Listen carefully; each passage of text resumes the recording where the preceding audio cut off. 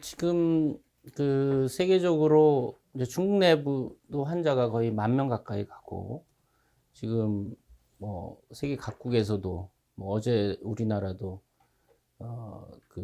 다섯 번째, 여섯 번째 환자가 확진이 나왔고, 또 특히 미국에서도 특히 우리나라에서 이제 여섯 번째 환자가 세 번째 환자, 입국한 확진자와 접촉한 내국인으로서 2차 감염자 처음인데, 일본이나 베트남, 독일에서 2차 감염자가 있었기 때문에 우리나라에서도 국내 감염자, 2차 감염자 발생이 이제 시간 문제라고 봤는데, 이제 그 현실화된 것이고, 지난 밤 사이에 미국에서도 시카고에서 2차 국내 감염자가 생겼습니다. 그러니까 중국에서 다녀온 확진자로부터 그 남편이 확진되면서, 그러니까 미국 내 2차 감염이 이제 처음으로 발견이 됐습니다. 그러니까 이런 상황들은 계속 발생 가능하다.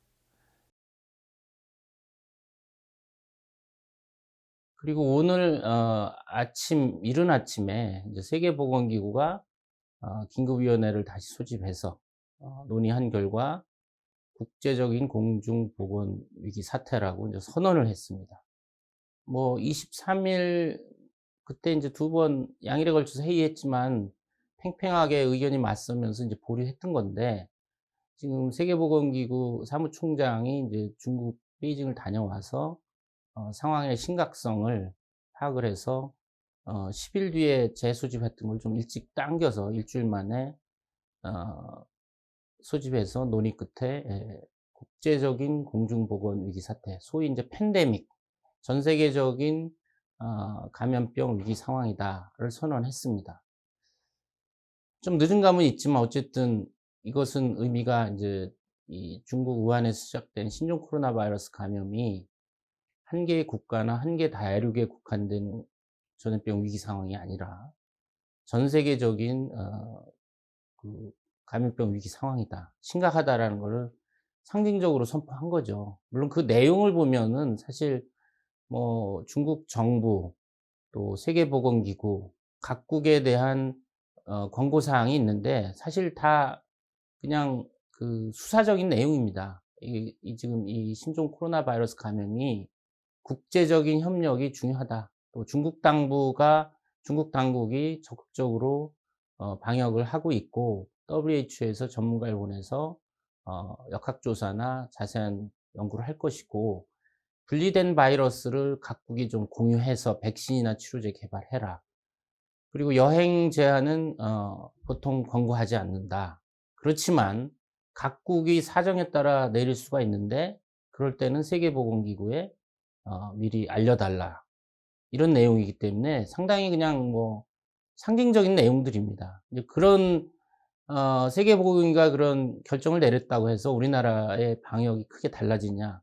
그렇지는 않습니다. 우리는 중국하고 가까이 있기 때문에 더 강화를 해야 될 필요성이 있는 것이고, 음, 그래서 이제 이 팬데믹이라는 거와 유사한 국제적인 공중보건 위기 상황이 2005년 국제보건규약을 세계보건기구에서 세계 각국 가입국에서 이제 회의를 해서 서로 합의한 사항입니다. 2003년 사스 때 중국 정부의 늑장 보고나 국제 공조가 안 돼서 굉장히 피해가 컸기 때문에, 그 교훈으로 2005년 국제 보건규약 (International Health Regulation을) 만들어서 가입 국가가 이런 신종 감염병 위기 상황에서 공동 대응하고 협력하는 그런 규약을 만드는 거죠.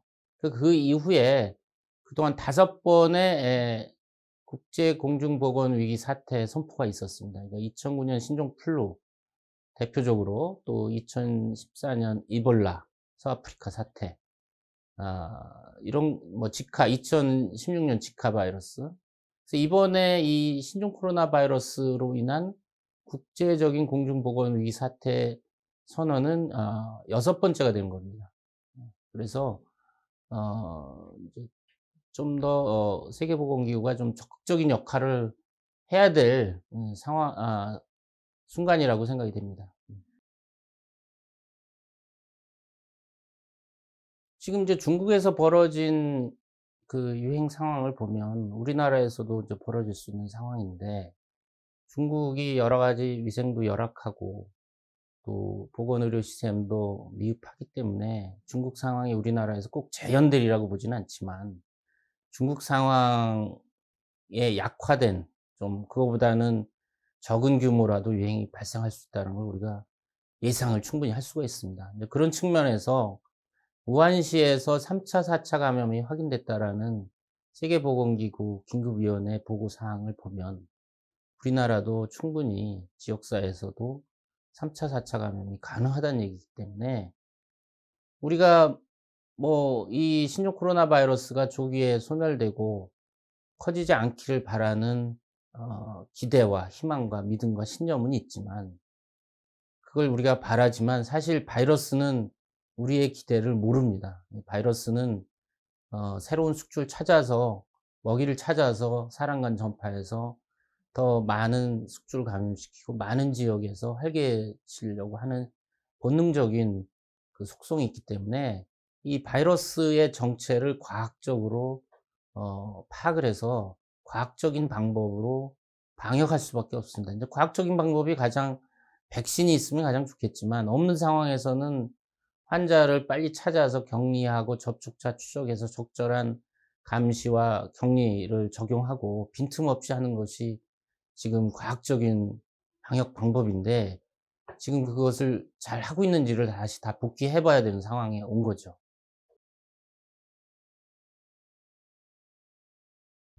여섯 번째 환자가 세 번째 확진자와 접촉 중에 감염이 된 걸로 지금 발표가 됐는데, 물론 자세한 역학조사 상황은 아직 발표되지는 않았습니다. 그렇지만은 보도에 따르면 이 두 사람이 그 강남의 모 음식점에서 90cm 거리에서 90분 정도 식사를 하면서 대화를 했기 때문에 밀접 접촉자로 그 정의가 돼서 자택격리라든지 좀 더 적극적으로 했어야 되는데, 지금 보도에 의하면 능동 감시가 돼서 느슨하게 인제 관리가 되는 부분.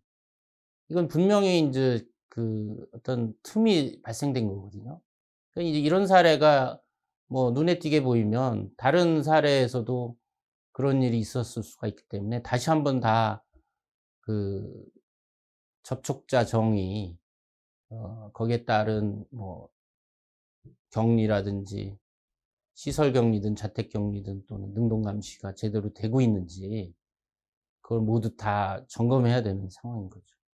보도 자료에 의하면, 기자들 질문에 의하면 밀접 접촉자라 하면 확진 환자와 얼마나 가까이 오랫동안 접촉의 정도, 또 마스크나 보호장구를 착용했느냐, 이런 걸 고려해서 역학조사관이 판단한다고 이제 보도에는 돼 있어서 주관적일 수가 있거든요.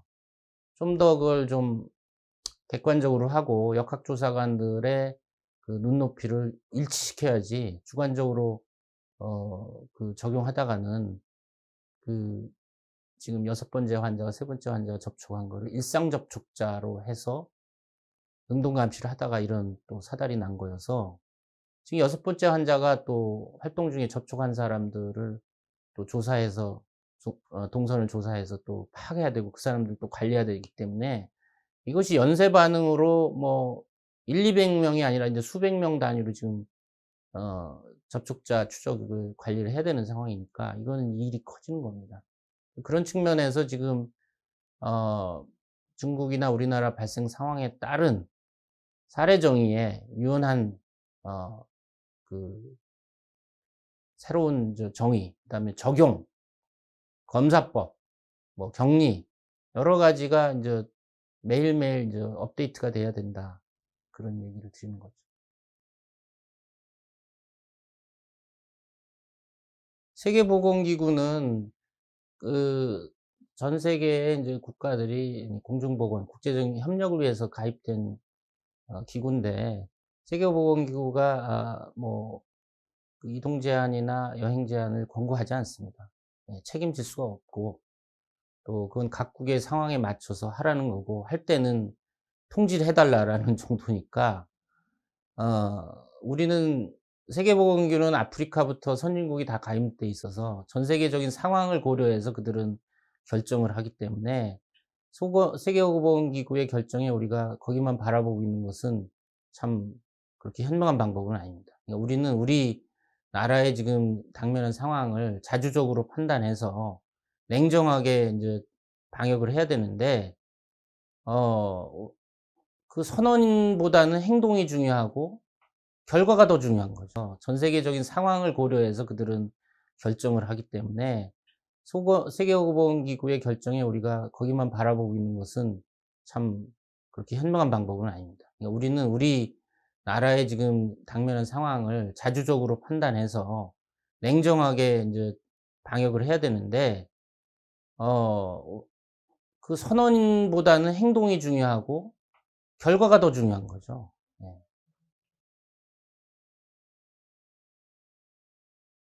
그러니까 중국으로부터의 인제 입국 금지라는 거는 간단한 공중보건의 문제가 아니고 사회적, 경제적, 정치적, 문화적 모든 요소를 다 고려해야 되기 때문에 제가 뭐 의료 전문가로서 그 요소까지 다 판단할 위치에 있지는 않습니다. 이건 뭐 정부 컨트롤 타워에서 전체적으로 봐야 되는데, 왜냐하면 이런 여행 제한을 하게 되면 국내에 신종 코로나 바이러스 환자 유입은 위험은 주는 거는 뭐 충분히 예상할 수가 있습니다. 그렇지만은 경제적인 교류나 정치적인 관계에 큰 손상이 갈 수도 있기 때문에 그런 부분은 뭐 정부 또 고위층에서 판단해야 될 문제라서 제가 언급할 수는 있는 위치는 아니라고 생각합니다.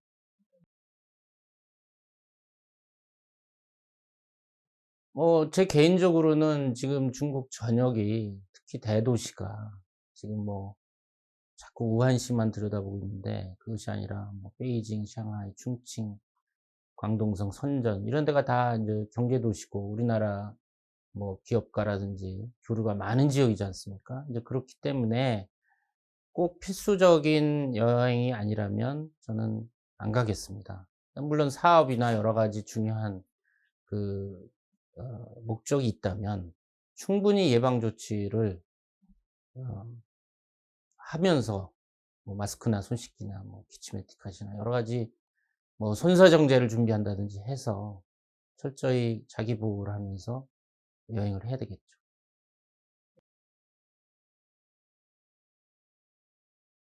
일본처럼 모든 분을 인제 검사를 하면 일부 무증상이지만 증상은 없지만 바이러스 보유자도 있을 수가 있습니다. 그런 상황들은 예견이 되고, 또 일단은 증상이 없는 분을 연수원이라는 시설에 독방에 격리가 돼 있기 때문에 수백 미터 이상 떨어진 지역 주민이 감염의 우려는 없다라고 인제 생각이 됩니다. 단지 인제 이런 조치를 하기 전에 지역 주민들의 불안 정서를 충분히 고려해서 미리미리 충분히 설명을 해서 해가 없다는 것을 설득시키고 진행했으면 좀 더 무난하지 않았을까 이런 생각이 되고, 또 사실 인천에서 아산진천은 좀 거리가 멀기 때문에 인천과 수도권 인근에 그런 격리 시설을 사전에 만들어 놓고 준비했었더라면 이런 혼란은 불안감은 더 적어졌으리라고 생각하기 때문에 이제 아쉬움이 있다고 할 수가 있죠.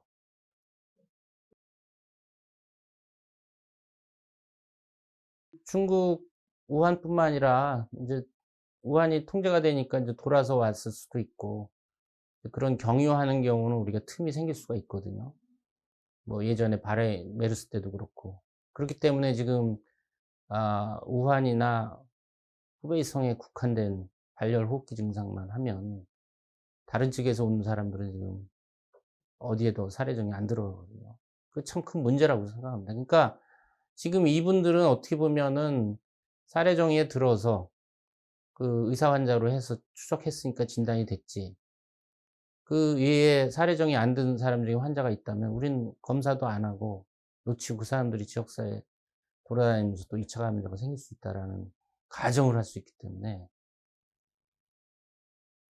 상당히 그런 거는 우려가 되는 거죠. 그러니까 지금 뭐 중국 우한이나 후베이성에서 입국해서 인제 그런 분들은 어떻게 거의 대부분 확진이 될 거고 계속 발생할 겁니다. 뭐 하루에 1 명, 뭐 2-3 일에 1 명이 지금 하루에 2명 이렇게 이제 복수로 나오기 시작하는 것이 하나의 그런 사인이라고 볼 수가 있는데, 물론 이게 인제 전체적으로 신종감염병 유행의 인제 전략을 중장기적으로 이제 봐야 되는 것이고, 그럴 때 인제 뭐 초기와 좀 환자가 많이 늘어난 그 중기 뭐 정점에는 전략이 달라질 수는 있습니다.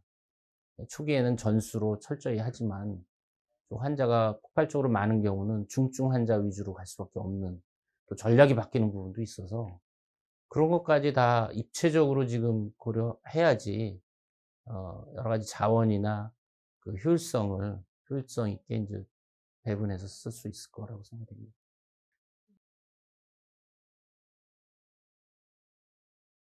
뭐 그 지금 신종 코로나 바이러스 확진이 이제 처음에는 판코로나 PCR을 하고 유전자 연기설을 해서 2단계로 하다 보니까 시간도 걸리고 시약도 충분치가 않아서 이제 진단에 어려움이 있었지만, 지금 리얼타임 PCR로 단번에 시약이 충분히 공급돼서 병원이나 뭐 현장에서 의심 환자들을 즉시 검사해서 뭐 확진 또는 아니다 여부를 해서 결정을 해 주면 좀 더 원활하게 인제 방역이 될 것이고, 또 그 진단이 늦어짐으로 해서 그 사이에 노출자가 늘어나고 그중에 이제 2차 감염자가 생기는 것을 많이 줄여줄 수 있는 그런 장점이 있습니다. 그래서 이 리얼타임 PCR, 에 1 단계 검사로 확진이 되는 이런 키트의 배포는 상당히 방역이나 또 일선 의료기관에서 환자 진료나 격리 결정에 굉장히 도움이 많이 될 것이라고 생각이 됩니다.